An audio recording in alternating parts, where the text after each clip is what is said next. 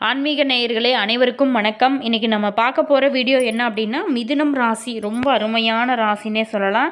ரொம்ப அமைதியான சுபாவமும் எதையுமே உடனே கற்றுக்கொள்ளும் ஒரு சாமர்த்தியமும் கொண்டவங்க தான் இந்த மிதுன ராசிக்காரு அப்படின்னு கூட சொல்லலாம். இந்த மிதுன ராசி நேயர்களுக்கு இனி வரக்கூடிய காலகட்டங்கள் எப்படி இருக்குது, தை பிறந்தாலே வழி பிறக்கும் அப்படின்னு சொல்லுவாங்க. அப்படிப்பட்ட இந்த தை மாதத்தில் அவங்களுக்கு கிடைக்கக்கூடிய யோகங்களையும், அவங்க ரொம்ப எச்சரிக்கையாக இருக்க வேண்டிய முக்கியமான விஷயங்கள் குறித்தும், அவங்க ரொம்ப கவனமாக இருக்க வேண்டிய முக்கியமான விஷயங்களை குறித்து தான் நம்ம பார்க்க போகிறோம். அதே மாதிரி இவங்களுக்கு இனி வரக்கூடிய காலகட்டங்கள் யோகமாக இருக்க அவங்க செய்ய வேண்டிய முக்கியமான பரிகாரங்களையும் செஞ்சீங்க அப்படின்னா உங்களுடைய வாழ்க்கையில் இன்னும் ஒரு நல்ல மாற்றமும் ஏற்றமும் கிடைக்கும். அது என்ன அப்படிங்கிறது தான் இந்த வீடியோ ஃபுல்லாக பார்க்க போகிறோம். வீடியோவை ஸ்கிப் பண்ணாமல் பாருங்கள். வீடியோ பிடிச்சிருந்தா லைக் பண்ணுங்கள், கமெண்ட் பண்ணுங்கள், ஷேர் பண்ணுங்கள். நீங்கள் இன்னும் மாஸ் மல்டிமீடியா சேனலை சப்ஸ்கிரைப் பண்ணாமல் இருந்தீங்களா சப்ஸ்கிரைப் பண்ணிக்கோங்க. கூடவே இருக்க பெல் பட்டனையுமே ப்ரெஸ் பண்ணிட்டு வாங்க வீடியோக்குள்ளே போகலாம். இந்த மிதுன ராசியோட அதிபதியை பார்த்திங்களா, புதன் பகவான். ஒவ்வொரு ராசியோட அதிபதியை பொறுத்து தான் அவங்களோட குணாதிசயங்களானது இருக்கும். இந்த ராசி பார்த்திங்களா காற்று ராசி. அதே மாதிரி இந்த ராசியில் பிறந்தவங்கள பார்த்திங்களா ரொம்ப ஒரு டிஃப்ரெண்ட்டாக இருப்பாங்க. அதாவது அடுத்தவங்களோட கருத்துக்களையும் புரிந்து கொள்வாங்க. புதிய அனுபவங்களை பெறவும் ரொம்பவும் ஆர்வமாக இருப்பாங்க. மேலுமே கல்வி தாகம் மிக்கவங்க. எந்த நேரமுமே ஏதாவது ஒன்றை புதுசாக படித்து கொண்டே அவங்க தெரிந்து கொண்டே இருப்பாங்களாம். அதே மாதிரி கலை ரசனை மிக்கவங்க. ஏதாவது ஒரு கலையில் ரொம்ப சிறந்தவங்களாக இருப்பாங்க. குறிப்பாகவே சங்கீத கலையில் ஈடுபாடு உங்களுக்கு அதிகமாகவே இருக்கும். சில பேர் பார்த்திங்கன்னா புகழ்பெற்ற பாடகர்களாக இருப்பாங்க. சில பேர் விமர்சகராக கூட இருப்பாங்க. மிதுன ராசிக்காரர் அமைதியான சுபாவமும் எதையுமே உடனே கற்றுக்கொள்ளும் ஒரு சாமர்த்தியமே உங்களுக்கு அதிகம்.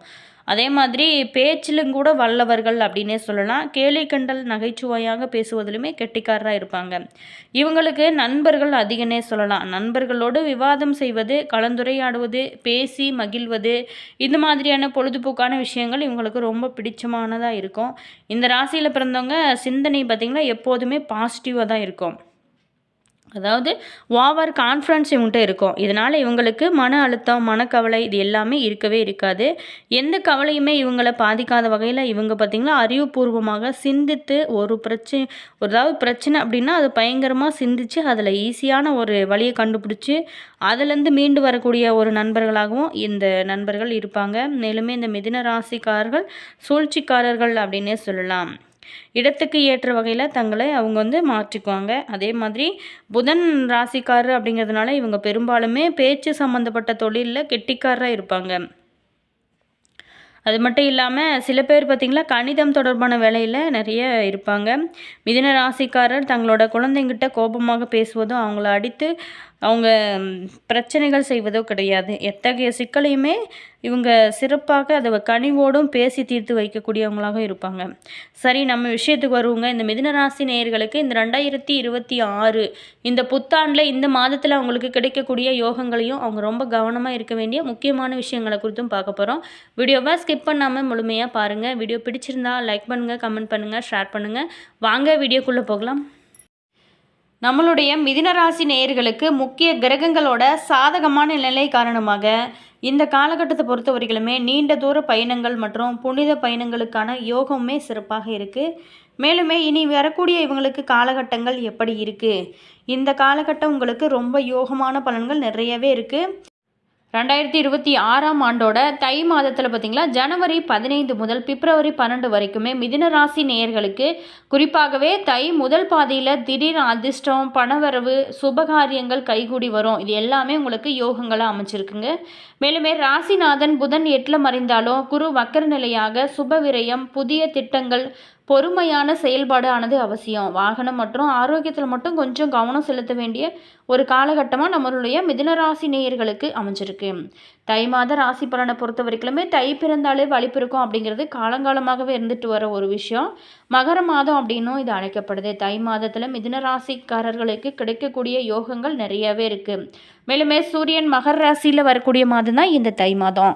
இதனால தான் தை மாதம் மகர மாதம் அப்படின்னு கூட அழைக்கப்படுகிறாங்க. மேலுமே சூரியனுடைய நேர்பாதை தெற்கு திசையிலிருந்து வடக்கு திசைக்கு மாறும் மாதம் தான் இந்த மகர மாதம்.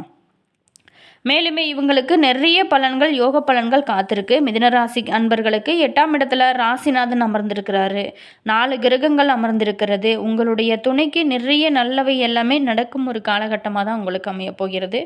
அதே மட்டும் இல்லாமல் துணைக்கு நல்ல வேலையுமே கிடைக்க வாய்ப்பு இருக்குது. வேலையில் சின்ன சின்ன பிரச்சனைகள் வருவதற்கான வாய்ப்புமே இருக்குது. வரவேண்டிய பணங்கள் எல்லாமே உங்களுக்கு கைக்கு வந்து சேரக்கூடிய ஒரு காலகட்டமாகவும் அமைச்சிருக்கு. மேலுமே திடீர் அதிர்ஷ்டம் கூட உங்களுக்கு ஏற்படுங்க. லாட்ரி மூலமாகவோ அல்லது ஏதாவது ஒரு வகையில் உங்களுக்கு பணம் வந்து சேரக்கூடிய ஒரு காலகட்டம் அமைச்சிருக்கு. இரவு நேர பயணங்களை முக்கியமாக நீங்கள் தவிர்க்கிறது ரொம்ப நல்லது. மேலுமே வண்டி வாகனங்களில் பழுதுகள் ஏற்படுவதற்கான வாய்ப்புமே இருக்குது. பொறுப்புகள் இந்த காலகட்டத்தில் உங்களுக்கு அதிகமாக தான் இருக்கும். இது நாள் வரைக்குமே இல்லாத அளவுக்கு உங்களுக்கு வேலைப்பளு அதிகரிக்கும். நிம்மதி பெருமூச்சு விடக்கூடிய ஒரு காலகட்டமாக தான் இருக்க போகுது. நம்பிக்கையுமே உங்களுக்கு இருக்குங்க. லாபத்தை தரக்கூடிய விஷயங்கள் எல்லாமே இந்த காலகட்டத்தில் உங்களுக்கு நடக்க நிறைய வாய்ப்புகள் இருக்குது. அதே மாதிரி 8ஆம் இடத்தின் மூலமாக உங்களுக்கு மற்றவங்க மூலமாகவோ லாபங்கள் உங்களுக்கு கிடைக்க நிறைய வாய்ப்புகள் இருக்குது. பல நண்பர்களை சந்திக்கக்கூடிய வாய்ப்புமே இருக்குது. செவ்வாய் உச்சம் பெற்றிருக்கிறதுனால மலைப்பகுதிக்கு செல்வது, கிரிவலம் செல்வது போன்ற யோகங்கள் எல்லாமே இந்த காலகட்டத்தில் உங்களுக்கு ஏற்பட போகுது. அதனால் உங்களுக்கு பல நன்மைகளுமே கிடைக்க போகுது. 3ஆம் வீட்டுக்கு அதிபதி செவ்வாயோடு சேர்ந்து 10ஆம் வீட்டில் இருக்கிறதுனால வேலைக்காக முயற்சி செய்கிறவங்களுக்கு நல்ல ஒரு வேலை வாய்ப்புகள் கிடைக்கும். இதனால் நல்ல ஒரு முன்னேற்றம் உங்களுக்கு காண போகிறீங்க. அது மட்டும் இல்லாமல் வேலை இடமாற்றம், பண மாற்றம், வீடு மாற்றம் இது எல்லாமே ஏற்பட வாய்ப்பு இருக்குது. கம்யூனிகேஷன் அதிகரிக்கும். மேலுமே நண்பர்களால் வேலையில் நல்லது எல்லாமே உங்களுக்கு கூடி வரும் யோகங்களுமே காத்திருக்கு.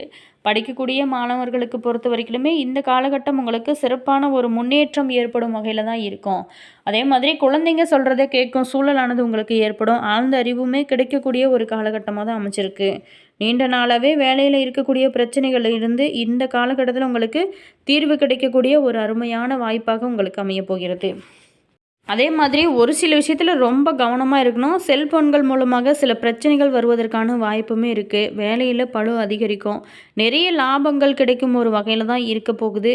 அது மட்டும் இல்லாமல் உங்களுக்கு பரிசுகள், பாராட்டுகள் எல்லாமே கிடைக்கக்கூடிய யோகமே காத்திருக்கு. குரு வக்கரமாக இருக்கிறதுனால நீங்கள் ஆசைப்பட்டது எல்லாமே வாங்கும் யோகமே ஏற்படும். சுப விரயங்களுமே ஏற்படும். வண்டி வாகனங்களில் செல்லும்போது மட்டும் ரொம்ப கவனம் செலுத்தணும். இந்த மிதுன ராசியை பொறுத்த வரைக்குமே மிருகசீரிடம் 3, 4, திருவாதிரை, புனர்பூசம் 1, 2, 3 நட்சத்திர பாதங்கள் எல்லாமே இந்த ராசிக்குரிய நட்சத்திரங்கள். மிருகசீரிசா நட்சத்திரத்தில் பிறந்தவங்களுக்கு 3, 4 பாதத்தில் பிறந்தவங்களுக்கு எப்படிப்பட்ட ஒரு பலன்கள்லாம் காத்திருக்கு. குடும்பத்தை பொறுத்த வரைக்குமே மன வருத்தங்கள் ஏற்பட்டு நீங்கும் ஒரு காலகட்டமாக தான் அமைஞ்சிருக்கு. மேலுமே கணவன் மனைவியிடையே வாக்குவாதங்களை தவிர்க்கிறது ரொம்ப நல்லது. உத்தியோகத்தில் சரியான திட்டங்களோட செயல்பட்டீங்க மட்டும்தான் உங்களுக்கு இந்த காலகட்டம் சிறப்பாக இருக்கும். மேலுமே பணிச்சுமையாக இருந்தாலும் சரிங்க, அதில் வெற்றி பெறதுக்கு இது ஒரு காலகட்டம் அப்படின்னே கூட சொல்லலாம். தொழில் வியாபாரத்தில் மேன்மை அடையக்கூடிய ஒரு மாதமாக தான் இந்த மாதமானது உங்களுக்கு அமைச்சிருக்கு. இருந்த கூட வாடிக்கையாளர்களை, பணியாளர்களை அனுசரித்து செல்றதும் ரொம்ப ரொம்ப நல்லதாக சொல்லப்படுது. சந்திராஷ்டமம் ஜனவரி 20, 21 இந்த டேட்டில் மட்டும் ரொம்ப நீங்கள் கவனமாக இருக்க வேண்டிய ஒரு காலகட்டமாக அமைச்சிருக்கு. அடுத்ததாக பார்த்தோமா, திருவாதிரை நட்சத்திரத்தில் பிறந்தவங்களுக்கு ஏற்ற இறக்கமான சூழலானது இந்த காலகட்டம் உங்களுக்கு அமைச்சிருக்கு. உத்தியோகத்தில் இருக்கிறவங்க சரியான பிளான் பண்ணி எந்த வேலையுமே செஞ்சீங்க அப்படின்னா அதில் நல்ல ஒரு வெற்றியை நீங்கள் பெற முடியும். தொழில் வியாபாரத்தில் முன்னேற்றமும் திருப்தியும் இருக்கும் வகையில் தான் இருக்கும். பெண்களை பொறுத்த வரைக்குமே எந்த பிரச்சனையாக இருந்தாலும் சும்மா வாக்குவாதம் பண்ணுறதை விட்டுட்டு நீங்கள் வேலையை சிறப்பாக செஞ்சீங்க அப்படின்னா நல்ல ஒரு முன்னேற்றம் இருக்கும். குடும்பத்தில் தம்பதிகளிடையே அன்பு நெருக்கமும் அதிகரிக்கும் ஒரு காலகட்டமாக தான் இந்த தை மாதம் உங்களுக்கு அமைச்சிருக்கு. ஆரோக்கியத்தில் மட்டும் கொஞ்சம் கவனம் செலுத்தக்கூடிய ஒரு காலகட்டமாக தான் அமைச்சிருக்கு. மேலுமே இனி வரக்கூடிய காலகட்டங்கள் உங்களுக்கு யோகமாக அமைய தொடர்ந்து புதன் பகவானை நெய் தீபம் ஏற்றி வழிபட்டு வாங்க. நல்ல ஒரு மாற்றம் இருக்கும். இந்த புனர்பூசம் 1, 2, 3 பாதத்தில் பிறந்தவங்களுக்கு இந்த காலகட்டத்தை பொறுத்த வரைக்குமே ஏற்ற இறக்கங்கள் நிறைந்த ஒரு மாதமாக இந்த மாதம் உங்களுக்கு அமைச்சிருக்கு. உத்தியோகத்தில் கடினமாக உழைக்க வேண்டியதாக ஒரு சூழலானது இருக்கும். நல்ல மேன்மையும் முன்னேற்றமும் ஏற்படும். தொழில் வியாபாரத்தில் சற்று செலவுகள் அதிகரிக்க வாய்ப்பு இருக்கிறதுனால அதனால் ஒன்றும் பிரச்சனை இல்லை, நல்ல லாபமும் உங்களுக்கு கிடைக்கும். குடும்பத்தில் பிரச்சனைகள் நீங்கி சகசமான ஒரு நிலையானது உங்களுக்கு இருக்கும். நிதி நிலைமையை பொறுத்த வரைக்கும் ரொம்ப சிறப்பாக இருக்கும். உங்களோட மதிப்பு மரியாதை இது எல்லாமே அதிகரிக்கக்கூடிய ஒரு மாதமாக தான் அமைச்சிருக்கு. மாணவர்களை பொறுத்த வரைக்குமே கல்வியில் கவனம் செலுத்த வேண்டிய ஒரு அற்புதமான மாதமாக இந்த மாதமானது உங்களுக்கு அமைஞ்சிருக்கு. மேலுமே நீங்கள் தொடர்ந்து உங்களோட வாழ்க்கை இன்னும் சிறப்பாக இருக்கணும் அப்படின்னு நினச்சிங்களா, அதிகாலை நேரத்தில் பிரம்ம முகூர்த்த நேரத்தில் எழுந்து இறை வழிபாடு செய்வது ரொம்ப நல்லது. அப்படி என்னால் எந்திரிக்க முடியல, சுப முகூர்த்தத்தில் தான் எந்திரிக்க முடியுது அப்படின்னு நினச்சிங்களா, அந்த 6 மணிக்காவது நீங்கள் எழுந்து தீபம் ஏற்றி நீங்கள் வழிபட்டு வாங்க. நல்ல ஒரு மாற்றம் இருக்கும். அது மட்டும் இல்லாமல் உங்களுடைய ராசிக்குரிய புதன் பகவானை நீங்கள் புதன்கிழமை நாட்கள்லையும் சரிங்க, அல்லது வெள்ளிக்கிழமை நாட்களில் நீங்கள் தொடர்ந்து வழிபட்டு வாங்க. நெய் தீபம் ஏற்றி வழிபடுங்க. உங்களோட வாழ்க்கையில் எவ்வளவு துன்பங்கள் இருந்தாலுமே நிச்சயம் உங்களுக்கு நல்ல ஒரு மாற்றம் இருக்கும். வீடியோ பிடிச்சிருந்தா லைக் பண்ணுங்கள், கமெண்ட் பண்ணுங்கள், ஷேர் பண்ணுங்கள். நீங்கள் இன்னும் மாஸ் மல்டி மீடியா சேனலை சப்ஸ்கிரைப் பண்ணாமல் இருந்தீங்களா, சப்ஸ்கிரைப் பண்ணிக்கோங்க. கூடவே இருக்க பெல் பட்டனையுமே ப்ரெஸ் பண்ணிக்கோங்க. அப்போ தான் நாங்கள் போடுற ஒவ்வொரு வீடியோவுமே உடனுக்குடன் நோட்டிஃபிகேஷனும் வந்து சென்றடையும். அதே மாதிரி மறக்காமல் உங்களோட கருத்து என்ன அப்படிங்கிறத கமெண்ட்ஸில் சொல்லுங்கள். All viewers, thank you.